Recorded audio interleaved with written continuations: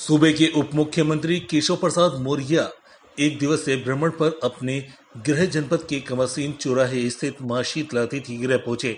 वहां पर वे अपने पदाधिकारियों के साथ जिले के पुलिस प्रशासन और विकास कार्य से संबंधित आला अधिकारियों के साथ बैठक कर विकास कार्यों की समीक्षा कर निर्देशित किया कि शासन की योजनाएं अंतिम पायदान पर बैठे पात्र तक आवश्यक पहुंचाई जाएं।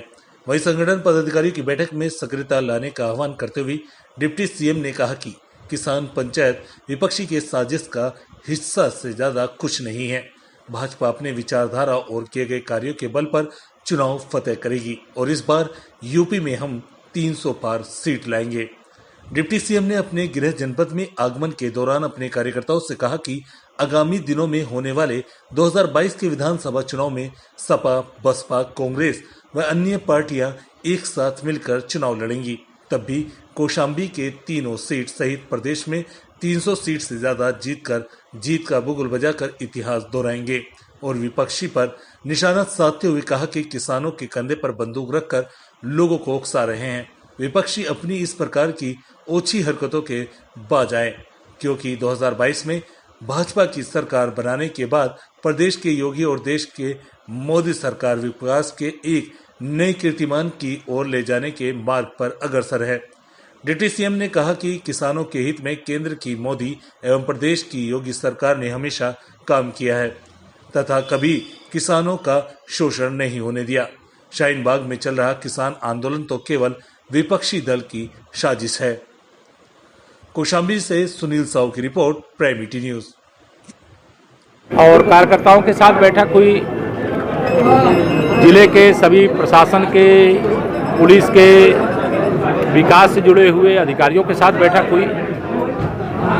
सरकार की प्राथमिकता है कि जो गरीब कल्याण के मुद्दे हैं, जो किसान कल्याण के मुद्दे हैं, जो विकास के मुद्दे हैं, उसमें कोई कहीं पर भी कमी न रह जाए, उसको प्राथमिकता के आधार पूरा किया जाए। इसके संबंध में अभी अधिकारियों को निर्देश भी दिया गया और कार्यकर्ताओं से 2022 की तैयारी में जुट जाने का आह्वान किया गया। कार्यकर्ताओं में बहुत उत्साह है और उस उत्साह को हम लोग संजोने का काम करेंगे और 2022 कौशाम्बी की 3 सीट सहित उत्तर प्रदेश में एक बार फिर से 300 से ज़्यादा सीटें जीतेंगे और प्रदेश को विकास के एक नए कीर्तिमान की ओर ले जाएंगे।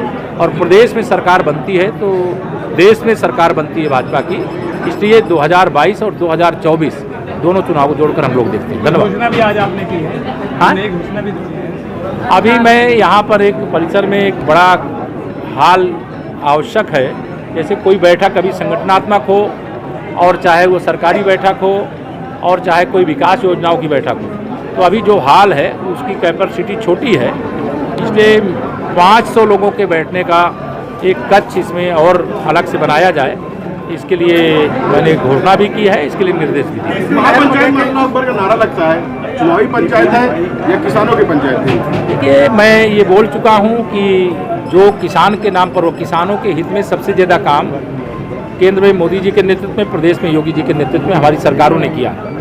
जिन्होंने कुछ नहीं किया वो किसान के नाम पे मगरमच्छी आंसू बहाने की कोशिश कर रहे हैं। और चुनाव 22 का जैसे जैसे निकट आएगा, शाहीन बाग की तरह इस प्रकार के बहुत सारे आंदोलन देखने को मिलेंगे। किसान आंदोलन नहीं, इसे चुनाव आंदोलन कहिए, किसान पंचायत की जगह इसे चुनाव पंचायत कहिए। इसके पीछे सपा, बसपा, कांग्रेस जैसे सभी राजनीतिक दल लगे हुए हैं जिनको भाजपा पसंद नहीं है। इसलिए उनसे हम कहना चाहते हैं, यह नाटक करने की जगह 2022 में चुनाव है, सारे विरोधी एक साथ मिलकर के हमें भाजपा के खिलाफ लड़े। हमारे विचारधारा अच्छी होगी, हमारे काम अच्छे होंगे तो जनता आशीर्वाद हमें दी है, आगे देगी। और ये किसानों के कंधे पे कभी बंदूक रख करके, कभी शाहीन बाग के